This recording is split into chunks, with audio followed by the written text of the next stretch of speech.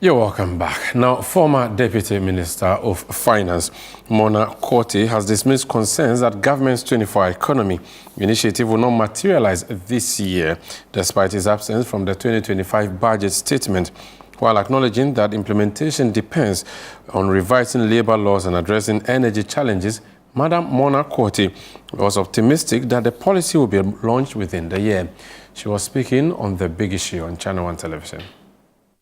The policy, which is designed to establish 3 work shifts, was notably absent from the 2025 budget statement and economic policy presented by Finance Minister Dr. Kasiel Atuforsen. This omission has raised concerns about whether the government will fulfill its promise. In a discussion on CTFM and ChannelOne TV's weekend current affairs program, The Big Issue, the Director of Communications for the New Patriotic Party, Richard Ahiagba, questioned why the Finance Minister excluded the NDC's flagship policy from the budget presented to Parliament on March 11. Talk about a grand transformation agenda.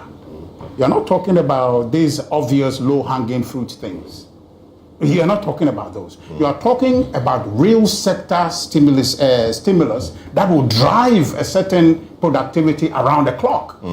So you're not just talking about, oh, we do passport 24 hours. That's laughable. In response, former Deputy Finance Minister Mona Korte explained that the policy requires legal and structural adjustments before full implementation. However, she reassured that the current administration plans to implement it this year. The 24-hour economic policy, as the minister said, will come back to Parliament for proper discussion and how it will play out. There are certain key areas that need to be fixed, need to be made proper before that policy is even presented in Parliament. Otherwise, people like you, Richard, will tear it apart. So we will tread with caution, we will get to it, and we will fix it and we will do it. So that doesn't mean that it just gives an indication of what you will do, but you don't rush into actioning the budget. So does it mean that the 24-hour economy will not start, implementation of it will not start this year or in this budget cycle? It will start this year. Chief Executive Officer of Bayless Finance, Joe Jackson, believes that a key factor for the initiative's success is focusing on how each sector can contribute. 24-hour economy to work well, even though the supply side doesn't matter, the demand side matters a lot more. Oh, yeah.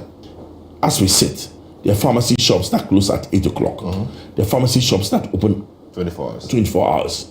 Reason being that where there's a demand, where a pharmacy shop is on the road opposite Kolebu, it's open 24 hours. Where a pharmacy shop in Tema, it will close at 9 o'clock.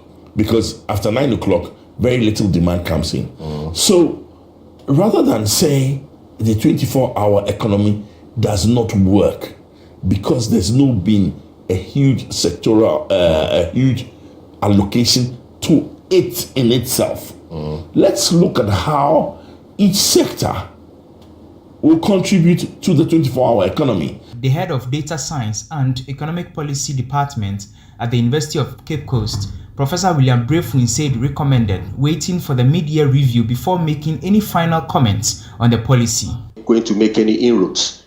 So let's wait for the mid-year review. They've just stated their intentions. We don't know whether the allocations being made to specific sectors would take care of what they want to do at the initial phase of the 24-hour program implementation or not. So let's wait for the media review, then we can comment. Despite what the NPP describes as an omission from the 2025 budget, the former Deputy Finance Minister insists that the 24-hour economy policy will be rolled out this year. For ChannelOne News, I am Daniel Udro Mensah.